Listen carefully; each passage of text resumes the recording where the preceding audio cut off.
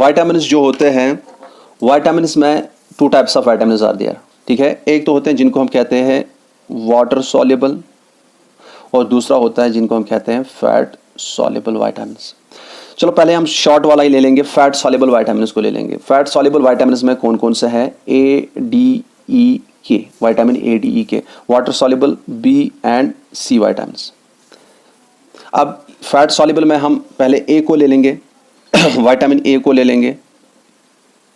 Vitamin A से आपको क्या पूछेंगे, डायरेक्टली वही बताऊंगा, ज्यादा नहीं पढ़ना में। आपको पूछ सकते हैं इसका दूसरा नाम क्या है, तो आप लिख दीजिएगा रेटिनॉल। आपको कह सकते हैं बताइए इसकी डेफिशिएंसी से कौन सा डिसऑर्डर होता है, तो आप एक तो मैंने बताया था आपको ज़ीरोफ्थैलेमिया, दूसरा भी लिख दीजिएगा, ये मैं भूल गया था तब, दैट इज नाइट ब्लाइंडनेस भी हो सकती है। डिम लाइट में अच्छी तरह से विजन नहीं होता है। आपको पता है विटामिन ए हमारे अंदर किस चीज़ के लिए लगता है, साइट के साथ इसका क्या संबंध है, आपको ये पता होना चाहिए। ये रोडोप्सिन और आयोडोप्सिन बनाने के लिए ज़रूरी है। ये चीज़ें हमारे विजन के लिए मस्ट है। ये रॉड सेल्स की फंक्शनिंग के लिए इम्पॉर्टेंट है, ये कोन सेल्स की फंक्शनिंग के लिए इम्पॉर्टेंट है। ये हमारी आई में होते हैं, मैंने सिखाया वहाँ पे। ये इंटेंसिटी ऑफ लाइट डिटरमाइन करते हैं, हम देख सकते हैं डिम लाइट है, तेज़ लाइट है, डार्कनेस है, क्या है, ये कलर विजन के लिए। तो नाइट ब्लाइंडनेस में हम डिम लाइट में अच्छी तरह से नहीं देख पाते हैं, तो ये इसमें हो सकता है। अब ये नहीं पूछते कि किस में ज़्यादा प्रेजेंट हो सकता है, ये पूछ सकते हैं सबसे ज़्यादा किस में प्रेजेंट होता है। सबसे ज़्यादा तो इसमें कॉड लिवर ऑयल, फिश जो होती है कॉड, लिवर से ऑयल बनाते हैं, उसमें प्रेजेंट होती है। बटर में होता है, बाकी जो होते हैं जो फैट वाले कंपोनेंट्स होते हैं उनमें प्रेजेंट होता है, ठीक है। एक इम्पॉर्टेंट चीज़ मैं आपको बताना भूल ही गया, याद रखिएगा। फैट्स में एक और टाइप आ सकता है आपको, विच इज़ गुड फैट, वहाँ पे लिखा होगा सैचुरेटेड एंड दूसरा ऑप्शन होगा अनसैचुरेटेड। याद रखिएगा अनसैचुरेटेड फैट ये प्लांट्स में पाया जाता है, प्लांट प्रोडक्ट्स में, तेल वगैरह जो हम बनाते हैं प्लांट्स का, ये हमारे लिए गुड फैट होता है, गुड फैट होता है। इसमें कार्बन कार्बन के दरमियान क्या होते हैं, डबल बॉन्ड्स होते हैं। ये याद रखने की ज़रूरत नहीं, बस इतना याद रखिए कि अनसैचुरेटेड फैट हमारे लिए बहुत ही ज़रूरी है, दिस आर गुड फैट हमारे लिए। सैचुरेटेड फैट क्या होता है, सैचुरेटेड फैट जो होता है ये हमारे लिए बैड फैट है, और ये किस में पाया जाता है, एनिमल में जो फैट होता है। ये पॉइंट याद रखिएगा, मुझे फैट सॉल्युबल विटामिन भी याद है। और विटामिन ए के बारे में इतना ही पूछेंगे मुझे लगता है। हाँ, इसके बाद vitamin D, vitamin D, vitamin D के बारे में आप क्या याद रखेंगे, इसका और एक नाम है वहाँ पे लिख सकते हैं वो इसको हम एंटी रैचिटिक फैक्टर भी कहते हैं। क्योंकि इसमें जब हम देखते हैं ये एक डिसऑर्डर प्रिवेंट करता है, उसका नाम है जो बच्चों में होता है जिसे हम कहते हैं रिकेट्स, रिकेट्स को प्रिवेंट करता है। इसमें रिकेट्स में जनरली जो बच्चे होते हैं उनकी बोन्स सॉफ्ट होती हैं और उसमें डिफॉर्मेशन आ जाती है बोन्स में, ये वो प्रिवेंट करता है। अगर विटामिन डी डेफिशिएंट होगा तो उनमें रिकेट्स हो सकता है। और अडल्ट्स में अगर इसकी कमी हो जाती है तो उसमें उनमें क्या हो सकता है, ऑस्टियोमैलेशिया, ये पूछ सकते हैं एडल्ट्स में। इनमें क्या होता है, कमज़ोर जो हड्डियाँ होती हैं कमज़ोर होती हैं, जॉइंट्स में पेन होती है और फ्रैक्चर अक्सर हो जाता है इनकी बोन्स को, तो ये बोन्स के डिसऑर्डर हैं। तो विटामिन डी जो होता है एक पॉइंट मैं आपको बता देता हूँ। आपको पता है विटामिन डी जो है ना, it acts as a hormone. ये आपके लिए क्वेश्चन है, आप मुझे बताएंगे कैसे क्या होता है तो ये छोड़िए, यहाँ पे ये याद रखना नहीं है। एंटी रैकेटिक फैक्टर ये रिकेट्स प्रिवेंट करता है, ऑस्टियोमैलेशिया प्रिवेंट करता है एडल्ट्स में, ठीक है। तो इसके लिए एक पॉइंट आपको सीखना है कि विटामिन डी बनता किससे है, कोलेस्ट्रॉल से। कहाँ बनता है, हमारे स्किन में बनता है, और कोलेस्ट्रॉल से ये बनता है स्किन में हमारे, बन गया ये क्या जिसे हम कहते हैं विटामिन डी। विटामिन डी का दूसरा नाम क्या है वो पूछ सकते हैं, कैल्सिफेरॉल। आप वो लाते हैं ना सप्लीमेंट, आप वो लाते हैं दवाइयाँ जिसमें कैल्शियम होता है, कैल्शियम के साथ विटामिन डी ज़रूरी होता है। याद रखिएगा कैल्शियम की एब्जॉर्प्शन के लिए विटामिन डी बहुत ही इंपॉर्टेंट है। तो कैल्शियम इसके बगैर काम नहीं करता अच्छे से, तो इसीलिए दवाइयों में कैल्शियम के साथ विटामिन डी मिला होता है। तो कैल्सिफेरॉल भी इसे कहते हैं। हाँ, कोलेस्ट्रॉल से ये बनता है हमारे स्किन में, लेकिन कैसे बनता है, जब हमारे स्किन पे क्या यूवी रेज पड़ते हैं, मतलब लाइट पड़ती है। लाइट आप जनरल में याद रखिएगा, उनमें इनका भी थोड़ा सा होता है। तो और ये भी पूछ सकते हैं कि ये किस में प्रेजेंट है, ज़्यादा नहीं पूछते, वो हो सकता है। ये भी याद रखिएगा, कॉड लिवर ऑयल में ये बहुत ज़्यादा प्रेजेंट होता है। समझ आ रहा है? अगर विटामिन डी की कमी होगी तो ये डिसऑर्डर्स होंगे। समझ आ रहा है? अब और टीथ में भी प्रॉब्लम आ सकती है, क्योंकि विटामिन डी में कैल्शियम एब्जॉर्प्शन के लिए बहुत इंपॉर्टेंट है, तो टीथ में भी प्रॉब्लम आ सकती है। डेंटल कैरीज हो सकती है अगर कमी होगी। वो क्या होता है, मतलब टूथ डिके जिसे हम कहते हैं। टूथ डिके कैसे होता है? ये हमारा दांत है, यहाँ पे खाना है, खाने पे बैक्टीरिया एक्ट करता है, बैक्टीरिया यहाँ पे एसिड बनाएगा और आहिस्ता आहिस्ता आहिस्ता ये हो गए कैविटी हो जाती है, तो इसको हम कैविटी भी कहते हैं, कैविटेशन हो जाती है टीथ में। इतना क्लियर है? बस ये हो गया विटामिन डी।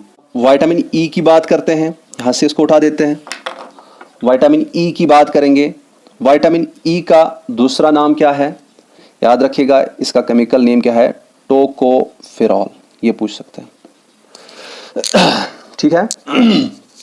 ये एक्चुअली कैप्सूल भी होते हैं और अक्सर जो फीमेल होती हैं वो चेहरे पे लगाते हैं कई सारे। तो क्या होता है, क्यों लगाते हैं? क्योंकि इसे हम क्या कहते हैं? ब्यूटी विटामिन भी कहते हैं, ब्यूटी विटामिन भी कहते हैं। स्किन के लिए बहुत ही इंपॉर्टेंट है, स्किन हेल्थ के लिए। इसको हम, ये हमारी सेक्सुअल एक्टिविटी, सेक्सुअल हेल्थ के लिए भी इंपॉर्टेंट है, इसलिए इसको दूसरा नाम भी देते हैं, एंटी स्टरलिटी विटामिन भी कहते हैं, स्टरलिटी विटामिन भी कहते हैं।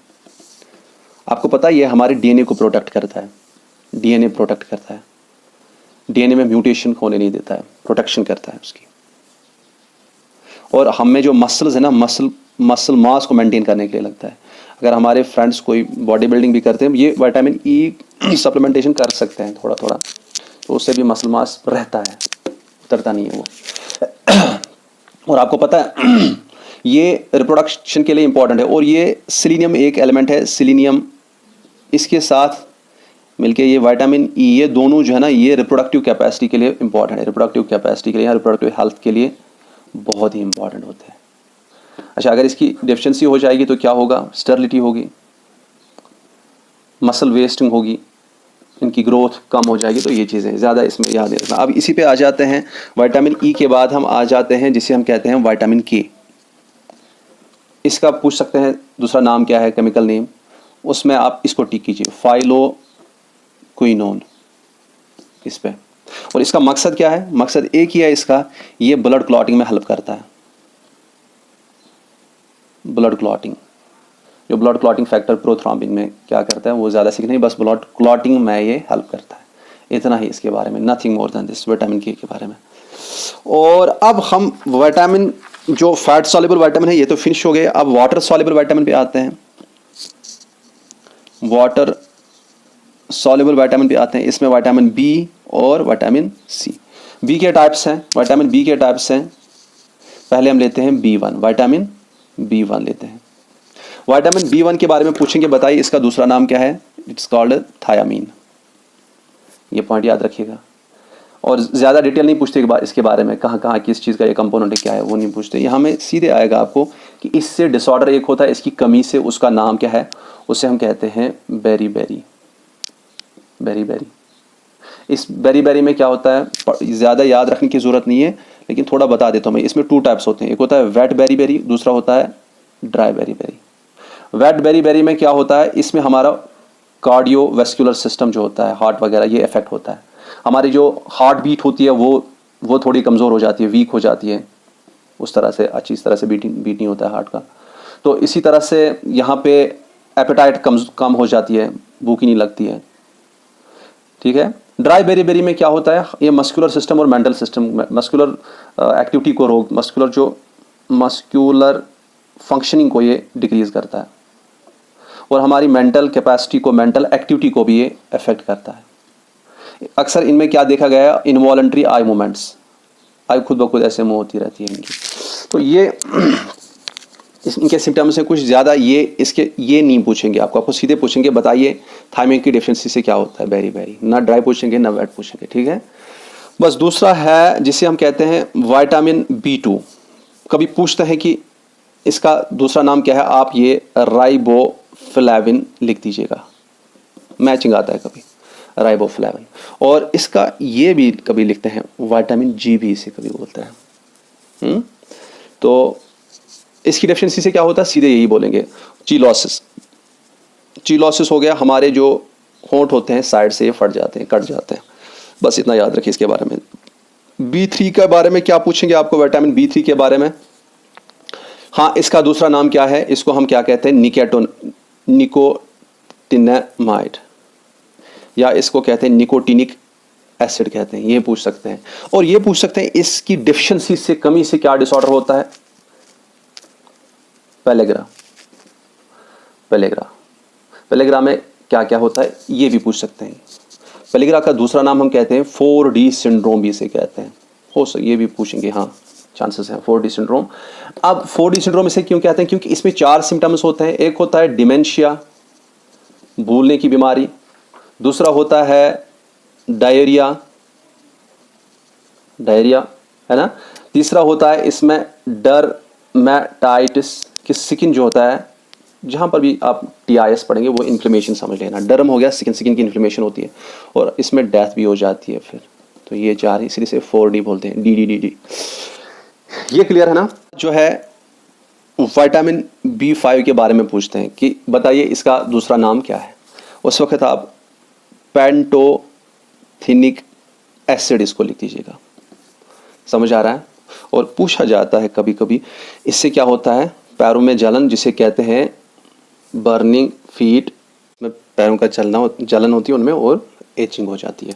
ये हो गया विटामिन B। विटामिन्स, और इसमें थोड़ा मसल जो होते हैं ना, मसल में क्रैम्प्स होते हैं, बाकी चीज़ें होती हैं, इसमें फैटिक भी होती है, थकावट होती है। इतना नहीं बोलेंगे, ये बोल सकते हैं burning feet syndrome is caused by the deficiency of vitamin B5। इसके बाद विटामिन B6 के बारे में आपको क्या पूछेंगे, इसका दूसरा नाम क्या है ये पूछ सकते हैं, इसको हम कोबालामाइन कहते हैं, ये पूछेंगे। और इसके बारे में ये पूछ सकते हैं कि बताइए B6 को हम पायरिडॉक्सिन कहते हैं, ये पूछ सकते हैं इसके बारे में, इससे क्या क्या डिसऑर्डर हो सकता है, इसकी कमी से एनीमिया हो सकता है, डायरिया हो सकता है, स्किन में इन्फ्लेमेशन हो सकती है, जिसे हम अभी कह रहे थे वो डर्मेटाइटिस। तो ऐसा होता है इसमें। ये जनरली नहीं पूछेंगे, डायरेक्टली पूछेंगे विटामिन B6 की का दूसरा नाम क्या है, बस ये पूछेंगे। इसके बाद नेक्स्ट है जिसे हम कहते हैं विटामिन B12, ये बोलेंगे इसका नाम क्या है दूसरा, इसका नाम है कोबालामाइन। और यहाँ पे क्वेश्चन एक बनता है ये विटामिन B12 को एब्जॉर्ब करने के लिए हमारे इंटेस्टाइन में हमारे जो ये होते हैं स्टमक होता है, वहाँ से गैस्ट्रिक ग्लैंड एक है, जिसे हम गैस्ट्रिक पैराइटल सेल्स उनको कहते हैं, बताऊंगा मैं आगे आपको। पैराइटल सेल्स एक ग्लाइकोप्रोटीन सेक्रेट करते हैं, जिसे हम क्या कहते हैं, इंट्रिंसिक फैक्टर ऑफ गैस्ट्रल। ये जो है ये हमारे पैराइटल सेल्स वहाँ पे सेक्रेट करती हैं, और इनका होना ज़रूरी है किसके लिए, विटामिन B12 का एब्जॉर्ब करने के लिए, तो एब्जॉर्प्शन के लिए। This is very much important for the absorption of vitamin B12, okay. और याद रखिएगा कि ये B12 मैचुरेशन ऑफ RBCs के लिए ज़रूरी है, ये DNA सिंथेसिस के लिए ज़रूरी है, मैचुरेशन ऑफ RBCs के लिए ज़रूरी है। और यहाँ पे एक क्वेश्चन अक्सर पूछते हैं कि इसकी डिफिशिएंसी से क्या होता है, हम उसे कहते हैं परनेशियस, CIOUS, परनेशियस एनीमिया, परनीशियस एनीमिया। इसमें क्या होता है, बहुत ही ज़्यादा नंबर जो होता है RBCs का रिड्यूस होता है, नंबर ऑफ RBCs रिड्यूस होता है। विटामिन B12 के बाद आपको पूछ सकते हैं विटामिन M एक होता है, जिसे हम एक्चुअली क्या कहते हैं, फोलिक एसिड। इसमें बराबर वही फंक्शंस है जैसे ये काम करता है, इसमें जो फंक्शंस हैं ये दोनों कुछ हद तक सिमिलर तरीके से काम करते हैं, कि ये भी हमारे जो होता है DNA सिंथेसिस के लिए, मैचुरेशन ऑफ RBCs वगैरह के लिए ज़रूरी है। तो इसकी डिफिशिएंसी से जो होता है, इससे भी एक किस्म का एनीमिया होता है, जिसे हम क्या कहते हैं, मेगालोब्लास्टिक एनीमिया। इनमें क्या होता है, देखिए RBCs का नंबर कम नहीं होता है, RBCs साइज में इंक्रीज हो जाती है, लेकिन इसमें क्या होता है, megaloblastic, mega refers to big, इसमें क्या होता है कि हीमोग्लोबिन जो होता है वो कंटेंट बहुत कम होता है RBCs में, megaloblastic anaemia, and it is caused by the deficiency of folic acid. समझ आ रहा है। अब विटामिन B के क्लियर हो गए, B फैट सॉल्युबल विटामिन सारे ये जो है वाटर सॉल्युबल उसमें सारे आ गए एक्सेप्ट वन विटामिन जो रह गया, that is vitamin C. Vitamin C, vitamin C का नाम पूछ सकते हैं। ये च्यूएबल टेबलेट्स हमें मिलते हैं, उस पर लिखा होता है एस्कॉर्बिक एसिड। और हमारी बॉडी में जो सबसे अबंडेंट प्रोटीन है जिसे हम कहते हैं कोलेजन, कोलेजन बनाने के लिए ये विटामिन सी का होना बहुत ही ज़रूरी है। और कोलेजन हमारी स्किन में होता है, हमारी जो गम्स होते हैं यहाँ होता है, हमारी बोन्स में वगैरह वगैरह हर जगह पे। तो यहाँ पे आपको ये याद रखना है कि इसलिए ये हेल्थ ऑफ गम्स के लिए बहुत ही इंपॉर्टेंट है।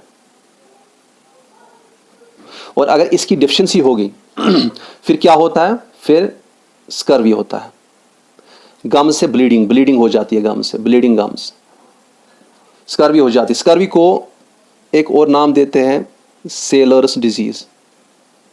आपके लिए क्वेश्चन है, इसके लिए एक कहानी है जिसकी वजह से, मतलब एक फैक्ट है इसकी जिसकी वजह से इसे सेलर्स डिजीज कहते हैं। वो बताइएगा वो फैक्ट क्या है, कमेंट में लिखना चाहता। तो इनमें क्या होता है, गम्स की ब्लीडिंग डिले, और इनमें अक्सर क्या होता है, गम्स को छोड़िए बाकी बॉडी में भी जो वाउंड हीलिंग होती है ना, वाउंड हीलिंग वो डिले हो जाती है, ग्रोथ रिटार्डेड होती है, बाकी चीज़ें होते हैं।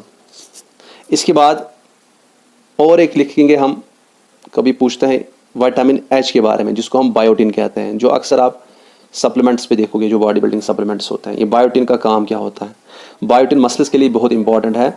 इसके लिए एक क्वेश्चन है, इसीलिए मैं ये बता रहा हूँ। ये स्किन के लिए बहुत इंपॉर्टेंट है, अगर इसकी डिफिशिएंसी होगी तो डर्मेटाइट्स, स्किन के रिलेटेड डिसऑर्डर्स हो जाएंगे और मसल वीकनेस भी आ जाती है। अब ये इसके लिए क्वेश्चन क्या इंपॉर्टेंट है, वो ये है कि आपको बताएंगे वो कौन सा प्रोटीन है जो कि बायोटिन को हमारे इंटेस्टाइन में एब्जॉर्ब होने से रोकता है। That protein is avidin protein. और ये कहां पे होता है, रॉ एग वाइट। जर्दी खाइए आप ऐसे, लेकिन ऊपर वाला वो वाइट कभी कच्चा नहीं खाना, ठीक है, एग का। अब बस 2-3 मिनट लगेंगे। वाटर के बारे में 1-2 पॉइंट्स याद रखें। वाटर हमारी बॉडी में कितना है, आपको पता है अबाउट 80% हमारी बॉडी का वाटर है ना। अब ये वाटर की फंक्शनिंग क्या है, आपको पता है जितनी भी बायोकेमिकल रिएक्शंस एक्ट होती हैं हमारी बॉडी में, उनके लिए मीडियम जो है ना, water is a universal solvent, में जो मीडियम जो है प्रोवाइड करता है वो यही है, वाटर, सारे रिएक्शंस के लिए। समझ आ रहा है। और हमारी बॉडी में अगर टेम्परेचर मेंटेन होता है वो वाटर की वजह से होता है। बहुत सारी फंक्शन है वाटर की, टेंशन नहीं लेना है उनके बारे में, नहीं पूछते उतना। अब एक यहां पे रह गया जिसे हम कहते हैं रफेज। इसके बारे में क्या पूछ सकते हैं, रफेज किस चीज़ का बना होता है। देखिए हम जो प्लांट प्रोडक्ट खाते हैं उसमें जो सेल्यूलोज होता है, हमारे बॉडी में सेल्यूलोज का डाइजेशन नहीं होता है, क्योंकि हमें सेल्यूलेस एंजाइम, सेल्यूलोज को डाइजेस्ट करने के लिए सेल्यूलेस एंजाइम होता है, वो बैक्टीरिया प्रोड्यूस करते हैं, जो कि हर्बीवोरस के गट में होते हैं, एलिमेंट्री कैनाल में होते हैं, डाइजेस्टिव सिस्टम में होते हैं। हमें नहीं है वो, इसलिए हमें सेल्यूलोज डाइजेस्ट नहीं होता है। जो सेल्यूलोजिक मटेरियल है वही मटेरियल हमें रफेज एक्ट करता है ना। प्लांट का प्रोडक्ट जो है ये फाइबरस मटेरियल होता है। इसका ये क्या करता है, ये वाटर को एब्जॉर्ब करता है और इस तरह से हमारे इंटेस्टाइन में जब ये चलता है, ये इंटेस्टाइन को सुकड़ने से रोकता है, इनको फैला के रखता है, क्योंकि जितना ये बल्क मटेरियल बनेगा, वाटर को अपने साथ रखेगा, बल्क मटेरियल बनेगा, ये इंटेस्टाइन को खुला रखता है और इस तरह से ईजीली ये मटेरियल पास ऑन हो जाता है। और क्या इस वजह से क्या प्रिवेंट होता है, दैट इज कॉन्स्टिपेशन ये प्रिवेंट करता है। और यहाँ पे अच्छी तरह से डाइजेशन के लिए इस यहाँ पे फूड को काफ़ी टाइम तक रोक भी देता है। तो ये चीज़ें होते हैं इसमें। ये हो गया ये। अब सारा न्यूट्रिएंट्स के बारे में बता दिया। अब इतना बता दिया तो थोड़ा और बता दूं 1-2 पॉइंट्स। अगर आपको कहीं दी होगी टर्म माल न्यूट्रिशन आएगी, याद रखिएगा इट मीन्स डेफिशिएंट न्यूट्रिशन, कि जो न्यूट्रिएंट्स हैं सारे वो बराबर नहीं मिल रहे हैं, कम मिल रहे हैं, ठीक है। अगर कहीं पे आपको दिया होगा ओवर न्यूट्रिशन, याद रखिएगा वहां पे, याद रखिए कि इसमें ये फूड एक्सेस में खा रहा है, पर्टिकुलर एनी फूड एक्सेस में खा रहा है। हम खाली चावल खा रहे हैं, बाकी न्यूट्रिएंट्स नहीं खा रहे हैं, उस वक्त हमारा क्या है, ओवर न्यूट्रिशन है ये ना। एक्सेस में कोई भी फूड खाने से क्या होता है, ओवर न्यूट्रिशन होता है, जिसमें अगर पर्टिकुलर टाइप ऑफ न्यूट्रिएंट्स होंगे वो ज़्यादा हो जाएंगे तो ओवर न्यूट्रिशन हो जाएगा। अब यहाँ पे माल न्यूट्रिशन के बारे में 1-2 पॉइंट याद रखिए। एक होता है क्वाशक्वार, ये डिसऑर्डर, ये पूछतेंगे कभी। और दूसरा होता है मरासमस। इन दोनों में क्या होता है, फर्क क्या है इन दोनों में? इसमें प्रोटीन कम होता है, न्यूट्रिएंट्स में प्रोटीन कम लिया जाता है, बाकी न्यूट्रिएंट जो एनर्जी वाले न्यूट्रिएंट, कार्बोहाइड्रेट, फैट, वो बराबर लिए जाते हैं।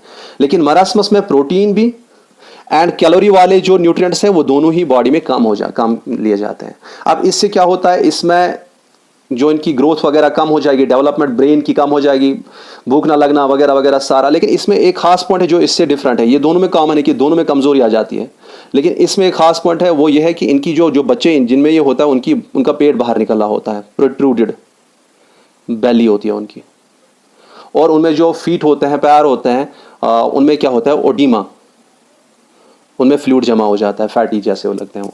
यहाँ पे ना ही बेली बाहर निकलती है ना ही ओडीमा, इनमें बहुत ही लीन होते हैं, बहुत ही कमज़ोर दिखते हैं, ये सिकल्टन जैसे दिखते हैं, सिकल्टन जैसे ना। बस ये हो गया, that is all about this. अगर आपको ओबेसिटी बोलेंगे, मोटापा, वो आप सबको पता है ना, ये सबको पता है। हाँ, अगर आपको कहेंगे ब्लड प्रेशर किस तरह से होता है, किसकी वजह से होता है, आपको पता है, वो सोडियम क्लोराइड, जब ये साल्ट हमारी बॉडी में ज़्यादा होता है। That is all, thank you so much.